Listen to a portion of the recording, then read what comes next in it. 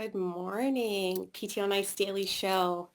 I am Dr. Lindsay Huey, coming to you live from Newark, Delaware in my clinic, Drive PT.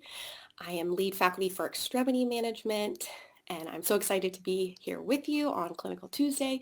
It is my favorite day of the week because I love sharing clinical tidbits that I use in my clinic.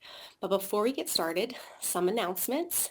So there are so many courses coming up online. So check out ptonice.com because almost every course that we have is starting at some point in January.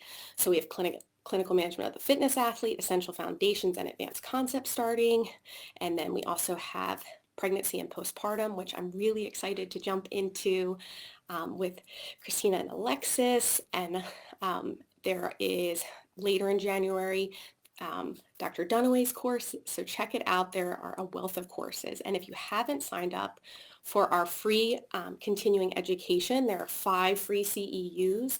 I know some states are back to quarantine with coronavirus cases going up. So learn some things. And if you're loving the content, sign up for our virtual ICE because that's where all of those lectures actually derive. Really awesome free content out there. So take advantage. There's one other special thing about today, an announcement I want to make before I talk to you about my main point today, but it's Giving Tuesday. And so what happens with Giving Tuesday is that nationally, donations will be matched for non-for-profits, and specifically Stan Haiti, a non-for-profit that's really near and dear to our hearts at ICE, because Dr. Dunaway and Dr. Morgan Denny, it's their non-for-profit, and funds for that will be matched 100% specifically today. So if you give today, 100% of your donations, whether it's a small donation or large, whatever you can do, will be greatly appreciated. Because of coronavirus, we haven't been able to take, they haven't been able to take those trips that they do, which are major fundraising. They are keeping the clinic going though year round through funding from people like you. And this helps provide vitamins, to the kids, and this helps provide home visits. In addition, it helps even provide education just so they know how to manage in Haiti coronavirus from a health hygiene perspective. And they do have a PT there that is still seeing pediatric and adult cases. So anything you can give would be greatly appreciated. So check out Stan Haiti and give if you can. So finally, to our point today. So the dose is the poison is the title of today. And the dose makes the poison. And ultimately, I'm going to be talking about patellar tendinopathy and that sweet spot dosage. But before, I just want to kind of tell you where that saying or phrase comes from. So I heard this phrase actually from our CEO, Jeff Moore, and he just kind of like dropped this knowledge bomb in passing. And it just had me sit back and think, and I was like, the dose makes the poison. What does that mean? And so it sent me on this hunt. And it's a phrase that actually came from a Swiss physician and chemist named Paracelsus. And he really sought to express the basic principles of toxicology.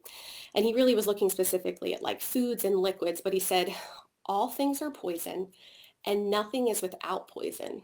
Only the dose makes a thing a poison. So that got me thinking, obviously, about physical therapy and dosage. But first, it made me just think about like things that I consume on the regular. And that, anything, if it's overdosed, can be too much, or underdosed. What we want is that sweet spot, right? So it made me think about, everyone has a dose of poison they prefer in the morning, right? Whether it's coffee, tea, a bang, water, they have something. And for everybody, it's very individualized what that dosage looks like, right? With coronavirus on board, I'm up to, 6 to 7 cups now a day. That's my current sweet spot where I feel warm and cozy and alert and fired up to face my day. For others, it might be 2 cups and they feel just as great. And there are some people that hate coffee, right? But think about the timing of it too. If I wait to have those 6 to 7 cups at 9 a.m., I'm going to get a caffeine headache. I'm going to go through some withdrawal symptoms. But if I let my day go to my dosage go to 8 past that 8, so 9 to 12 cups, I'm getting into that overdosage where I kind of feel nauseous or I have the jitters. And I know some people prefer the jitters, but that's not something I like. So I'm getting to that toxicity point. But a lot of this is really based on individual preference. So that drink that you prefer in the morning, whether you want your milk froth or you want cream or you're just a straight black coffee drinker, if you hate coffee, right? It's very dependent on the individual and their past history with, that poison or that drink that they prefer in the morning.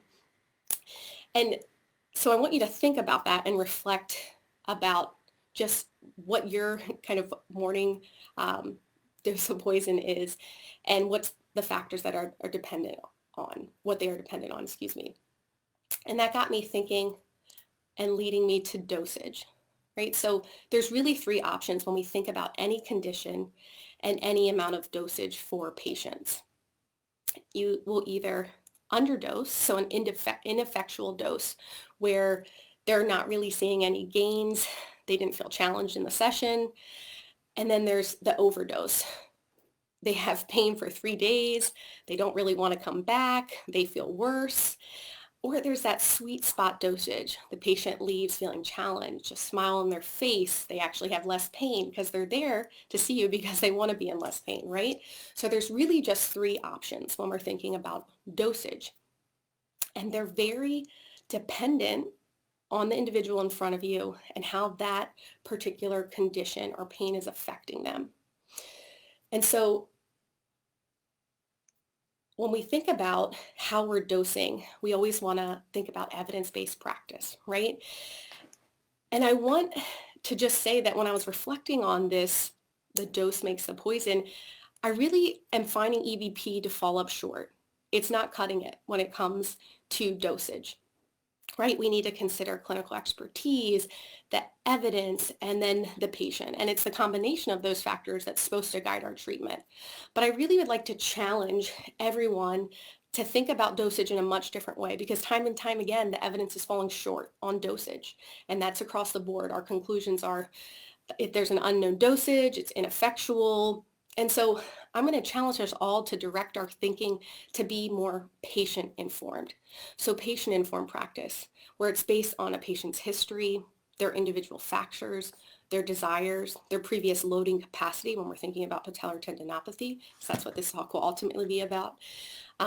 That's what really matters. And if you've been to any ice course, you know SINS is like that central component, that Maitland model. We're really basing our decisions based on the patient before us, their severity, their irritability. And when we're talking about dosage, that has to be our guide. Our patient has to be the center. Yes, we're going to use a little bit of evidence. Yes, we're going to use a little clinical experience, but those should be more the foundations that hold the patient up rather than this intersecting triad. And I know it might rattle some brains and ruffle some feathers to say EVP is falling short. But I think if we're honest and we reflect and we look at research across the board, again, it's falling short.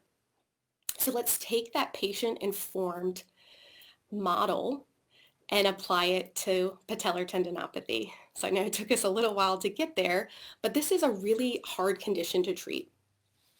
Most tendinopathies are, right? But patellar tendinopathy, specifically, let's just review. We're thinking of that person with inferior, superior patellar pole pain. Usually they have a history of anterior knee pain. It's usually associated with jumping and dynamic movements. And often, depending on what stage you're in, pain can be often after when you're more in that reactive phase. And then as you get into those later stages where there is actually degeneration, you can have pain during and after. And so depending on when that patient's coming to see you, so the timing is going to depend on your management. Now, I want to speak individually to the type of patients I see. I treat out of a CrossFit gym, so I am mainly seeing CrossFit athletes. And their sport demands training at least 5 days a week, and they don't want to stop training ever, right? And so that rest activity balance can be a challenge.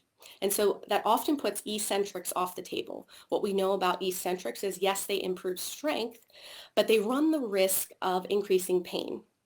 And when someone's coming to you to get out of pain, we don't want to elevate that, right? So the next best choice is isometrics. And that heavy slow loading. So isometrically, the common dose by Ebony Rio and colleagues gang is that 45 seconds holds 5 reps. And if you're going to do heavy slow, it's a 3-second concentric contraction and then a 4-second eccentric. But you're going at 80% of your 8 rep max. And it's typically, the research is done on like a knee extension machine. But I want to show you the 3 things, keeping those dosages in mind, right? And knowing that they're not individual to my patient population. And I will tell you that 45 seconds, almost no one can do that right away. And so how do we get there? How do we get to that dosage? How do I make it individualized? So I want to show you my top 3 exercises that I like to use. And then I'm going to tell you, after I show you them, kind of how I like to use them for my CrossFit specific population. So the first exercise that's really amazing is a Spanish squat. So I'm going to get up now and show you some fun things and try not to cut off my head. But for the Spanish squat, you're going to want to step into a thick band. And I know on Facebook my face is cut off, but all that matters is seeing this band. And what you're going to want to do, actually, this is the beauty of live. I'm going to change the angle just a tiny bit. Okay. You're going to step into this band and you're going to sit back. So shin should be vertical, trunk upright. And that goal is 45 seconds. I will tell you, most people cannot start with that. But this Spanish squat is beautiful because it also allows a tactile cue to push out. Many of these athletes are falling into valgum. And so you can progress this, if they're really money, at holding that 45 seconds right away by just holding a load, right? So upside down kettlebell and sit back, especially the CrossFitter that is used to high loads. It might not be enough to just do body weight. The second one I really love is just a simple wall squat hold. And so what that looks like is I'm going to sit back. All of you have seen this. What's nice about the wall squat is you can vary the angle here. So I often will start at like 45 degrees and then progress to 90. Obviously, with both the Spanish squat and the wall squat, we want to progress ultimately below parallel. But when people are in pain, we want to hit that sweet spot dosage. So often it's between 45 and 90 to start. If you're finding your athlete, you get into the squat, they're able to hold, but they're like shifting and compensating. Sometimes I'll do a one-legged, let's do this leg, a one-legged hold on the wall. That one is a big burner, but it challenges the patient and then it really is focal to the involved leg. Often though, people have bilateral symptoms, so you might not choose that unilateral hold for those patients. Finally, I want to show you my third one, which is the slant board. And Facebook cannot see this, but let me show you. Instagram can. I'm going to tilt you just a little bit. This is always an adventure. I need a camera crew. So Facebook can just see the bottom of my feet. Instagram can see it all. But I'll start often with bilateral, where we're really biasing and loading that patellar tendon. Ultimately, I want to get unilateral though. So that would look like this. And working on that slow, that 3 seconds, and then 4 seconds.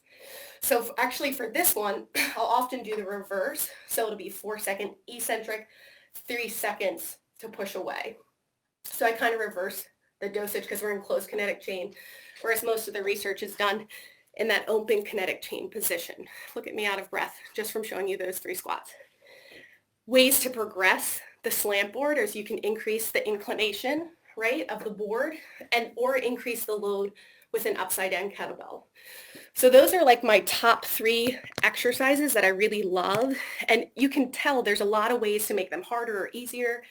You can regress by adding upper extremity support.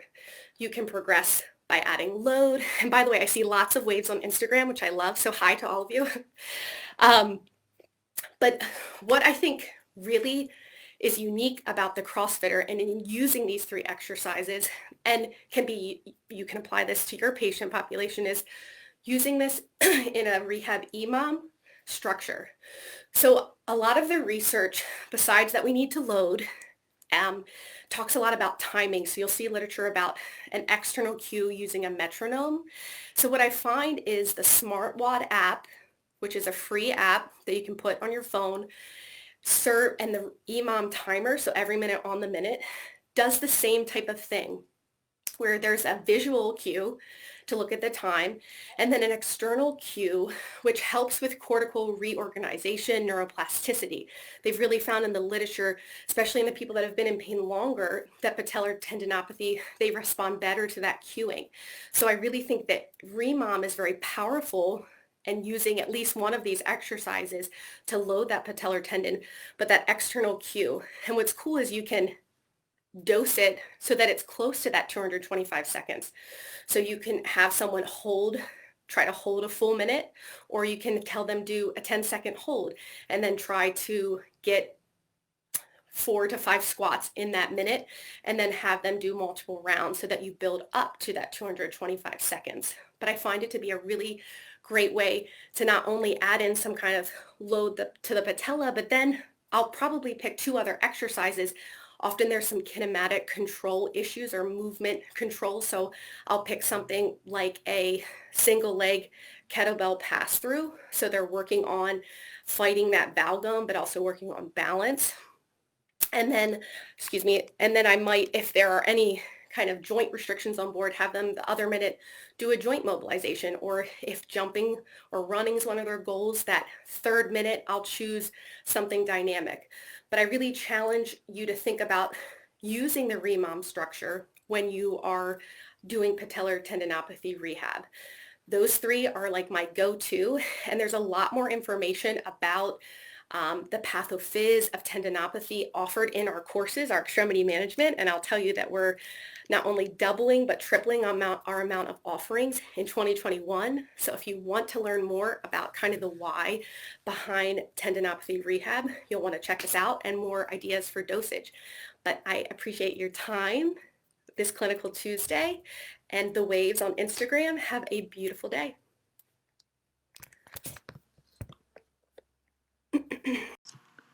Hey, thanks for tuning in to the PT on Ice Daily Show. If you enjoyed this content, head on over to iTunes and leave us a review. And be sure to check us out on Facebook and Instagram at the Institute of Clinical Excellence. If you're interested in getting plugged into more ICE content on a weekly basis while earning CEUs from home, check out our virtual ICE online mentorship program at ptonice.com.